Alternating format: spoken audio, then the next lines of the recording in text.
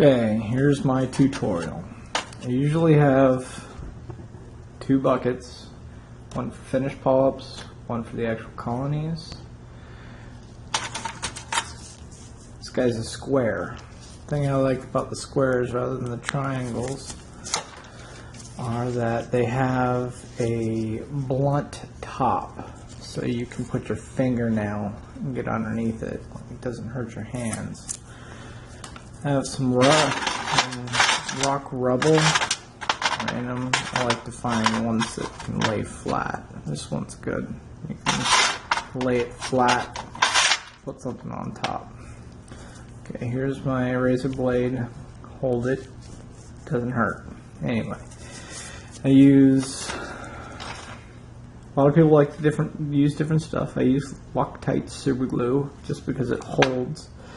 But today we are going to do a deal of purple rains. Let me focus in with my $3 LED light. Okay, here they are. And well, you see all these polyps. They're connected. The easiest way of getting it, if they aren't connected, is to use this dude and get. Okay, excellent. Okay, I'm gonna find these up here. Look good. Now you see how they have these three polyps, and they're all connected with this mat. So what I end up doing is I cut right in between them, just right there. See how I've now separated this one from that one. Same with this one. Just right in between. If you cut open the polyp, oh well, don't worry about it. Well, these things are, in the ocean, so they can stay out of water for a long time. High tide, low tide. You see, there's all this shit over here. You just cut up the mat. Make sure the top's cut up. And I've separated these top three polyps. Now these polyps are worth $5 a piece, so I'm not too worried about fucking them up. So this I take right to the side of it, and I sort of dig in. I almost hear a crunch into the rock to get underneath the mat. See how it peels right off?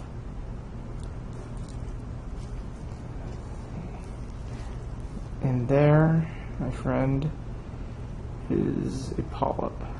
Now I'll throw him in this bucket. Let's go after another one. Same guys. These are the same guys that we separated before. Try to get underneath them so you can see it underneath the light. Right underneath. See, I cut into some other colonies. It's difficult with the camera and all that, but I cut in between.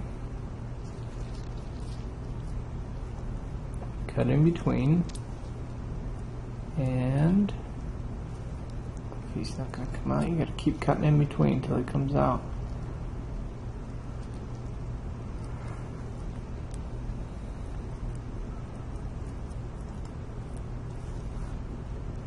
Play with it. There we go. There's a polyp. And you throw them in the bucket. And then here's a good one right on top. We get a better view of that. Yeah. And this one's the leftover one from the three that we had separated.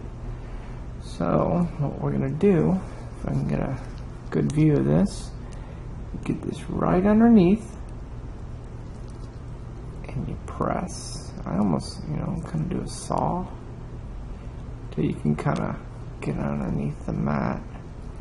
Looks like there's a piece of rock right there, so it's going to be a little bit more difficult. So I'll lift it up, get it over top of the rock, slice down, dig out, dig right out. Look at that, comes right off.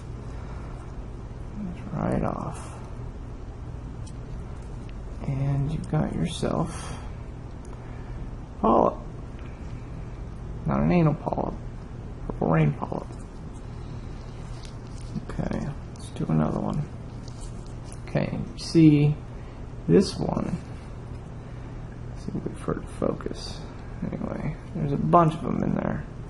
So what I'm going to do is I'm going to see which ones are the most loose. Some of them will just pop off. These won't. So here's an easy one that I'm just going to dig out. Again, if you break them up, no biggie. There you go. I dug that one out. Brown goo comes out, that means you cut into the skin. And most of the time they grow back, but let's see here. There's another one. Just kind of get underneath, cut right in, and you lift out. There's a polyp. Put it in your dish.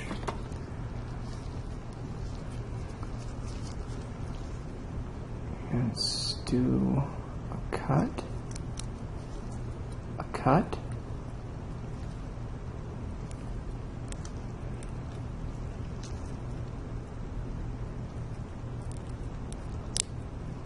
See, gone right underneath. This looks like it's coming loose. Hey, look. What do you know? There's one already on there. Sometimes you'll get lucky.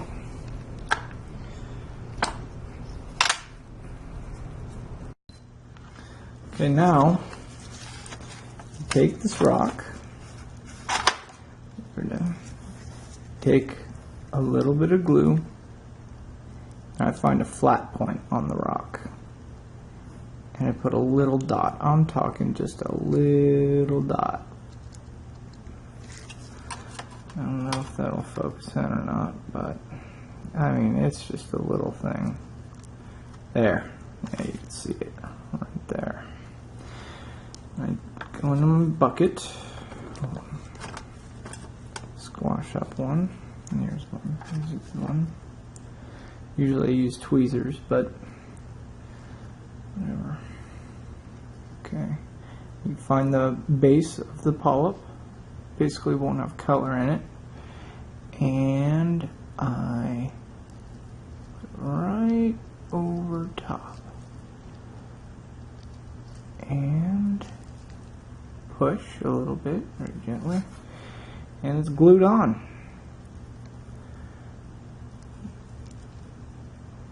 And so I put this rock right here,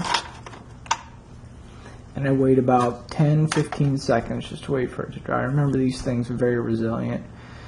You know, high tide, low tide, they're out of water for, you know, an hour at a time. But these are gloves I use. They're like the doctor ones. They're so awesome. You can get them at Walmart. Firm grip.